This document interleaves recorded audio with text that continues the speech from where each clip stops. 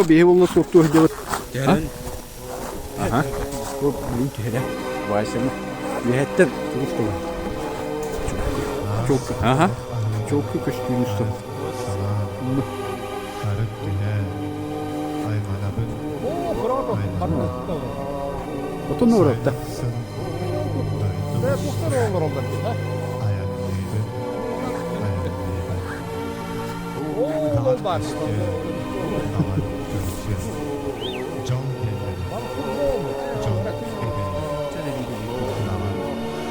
Bir tavatsta mustafa. Çuvaran öyle.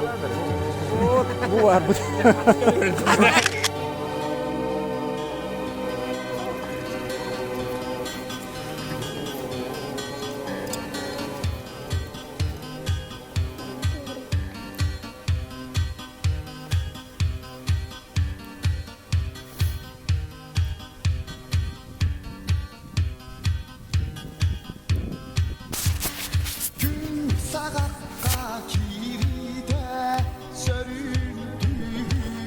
Bu orta bir ev ettiği var.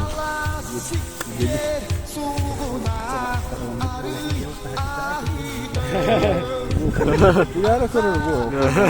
Koyunca bu mandı balık gitti.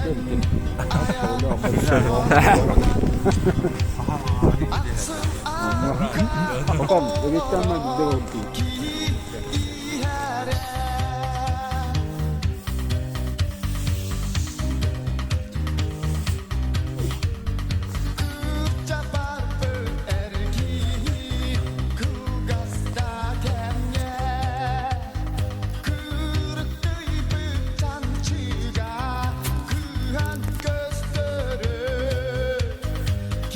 Mana bayana da o punya.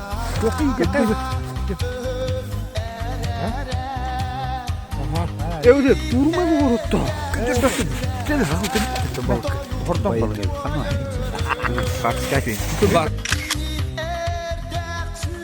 Bak. Çempiyon. O bir çok ısıdır. Kamal verir bakalım. Ha? Yere.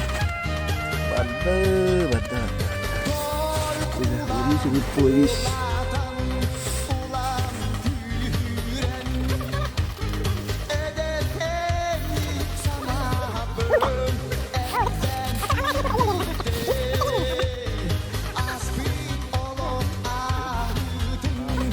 Sıkıntı tüyeli kadar.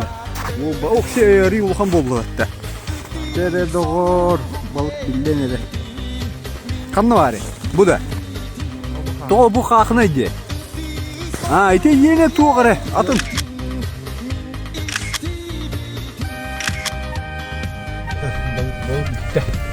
Balıktan büyük. Balıktan büyük bunlar.